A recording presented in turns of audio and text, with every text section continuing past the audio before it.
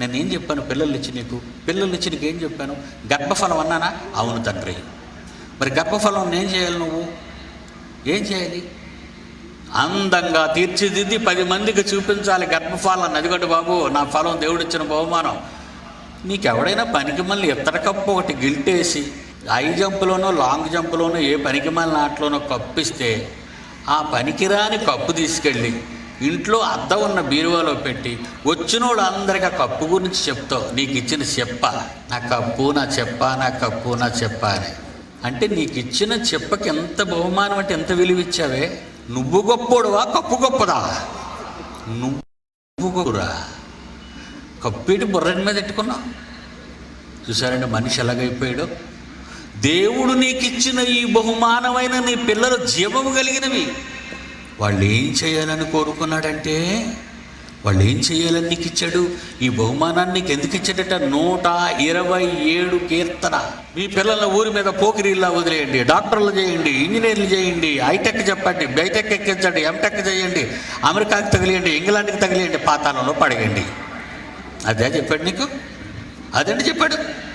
127 కీర్తన 4-5 వచనాలు చదవండి నాయన. యవ్వన కాలమందు పుట్టిన పిల్లలు కుమారులు బలవంతుని చేతులు బాణములు. ఎవరా బలవంతుడు? అతని చేతికి బాణంగా ఇవ్వాలట నువ్వు.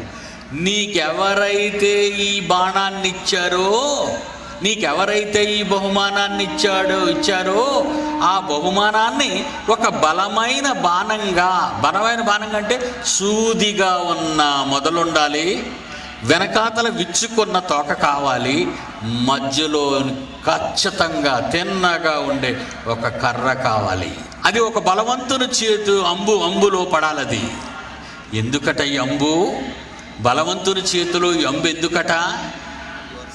అట్టివారు ఆ బాణాలు సిగ్గుపడక గుమ్మములలో చూడండి, అక్కడ గుమ్మములలో బహిరంగ ప్రదేశాలలో ప్రపంచ వాకిట మీద ప్రపంచ సమర స్థలములో నిలబడి నీ పిల్లలు, నీ కుమారులు, నీ కుమార్తెలు ఏం చేయాలట? తమ విరోధులతో వాదించాలి. మీరేమేం చేస్తున్నారు? ఇంజనీర్లు చేస్తారు, వాళ్ళ డాక్టర్లను చేస్తారు. బోల్డ్ మంది ఉన్నారు, మున్సిపాలిటీ చెత్తలా పడి ఉన్నారు ఈ డాక్టర్లు అందరూ, ఇంజనీర్లు అందరూ చెత్త కుప్పల మీద చెత్త కాగితాల్లో పడి ఉన్నారు. బోల్డ్ మంది, అసలు వీధికి 20 మంది డాక్టర్లు. క్రైస్తవ సోదరుడా, క్రైస్తవ సోదరి, పిచ్చి పట్టిందా నీకు? నీకిచ్చిన కుమారుణ్ణి ఎందుకో తెలుసా? నీకిచ్చిన కుమార్తెను ఎందుకో తెలుసా? బలవంతుని చేతిలో పెట్టమని, బాణంగా తయారు చేసి పెట్టమన్నాడు దేవుడు. బలవంతుణ్ణి నేను ప్రపంచంలో నేను బలవంతుణ్ణి, ఎవడి నాయనా వేసేస్తాను. గురి పెట్టానంటే గుండె చీలిపోద్ది. అలాంటి వేటగాడిని, దేవుని పనికి పనివాళ్ళు లేరు, పనివాళ్ళు కావాలని ఆయన 2000 సంవత్సరాల క్రితం తాను నోట, ప్రవక్తల నోట పలికించగా ఒక క్రైస్తవుడికి ఎక్కిందండి ఇది. ఎవరికైనా ఈ మాట? ఒక క్రైస్తవుడు నమ్ముతున్నాడండి ఈ మాటని. బైబిల్ నమ్మరు. దేవుని మనసులో ఎంత ఆవేదన ఉందో, దేవుని వలన పుట్టిన వీళ్ళకి దేవుడు పట్టడం లేదండి. వీళ్ళకి ఏం కావాలట? ఇంకా దేవుడి దగ్గరికి వచ్చి ఎంత తప్పు ప్రార్థన చేస్తారో తెలుసండి. నీకు పిల్లల్ని ఇచ్చింది ఆయన కోసం, ఆయన పనిలో ఉంచమని. కానీ నువ్వు వచ్చి ఏమని అడుగుతావు దేవుణ్ణి? దేవుడా, నా కొడుకుని పెద్ద డాక్టర్ని చేసేవా? చూసావా? ఏది అడగకూడదో మరలా నీ బిడ్డను తీసుకొచ్చి గుండె మీద తంతున్నావు ఆయన్ని నీ దిక్కుమాలిన ప్రార్థనతో. దేవా, నా కుమారుణ్ణి గొప్ప నాయకుడిని చేయి, రాజకీయ నాయకుడిని అడుగుతావా? ఏది అడగాలి మీరు దేవుణ్ణి? ఏది అడగాలి? ప్రభువా, నా కుమారుని నీ కొరకు రాబోయే కాలంలో నీ కొరకు నిలబడే ఒక పౌలులా చేయి తండ్రిని. ఏ తండ్రిని అడిగితే ఏ తండ్రిని ప్రార్థన చేస్తాడండి? దేవుని పనిలో పనివాళ్ళు లేరు. దేవుని పనికి మనుషులు కావాలని ఆయన అర్థనాదం చేస్తున్నాడు బైబిల్లో. పనివాళ్ళని పంపమని అడగమంటున్నాడు ఆయన. దేవుని పని చేసేవాళ్ళు కనబడటం లేదు సమాజంలో.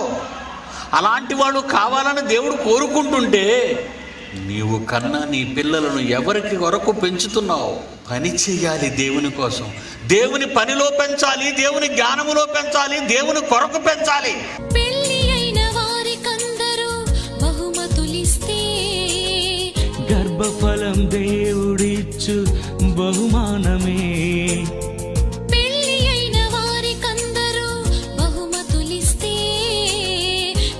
ఫలం దేవుడిచ్చు బహుమానమే. దేవుడు లేడనే వారితో మీ పిల్లలు వాదించి దేవుడున్నాడని రుజువు చేయాలి. దేవుడు లేడనే వారితో మీ పిల్లలు వాదించి దేవుడున్నాడని రుజువు చేయాలి.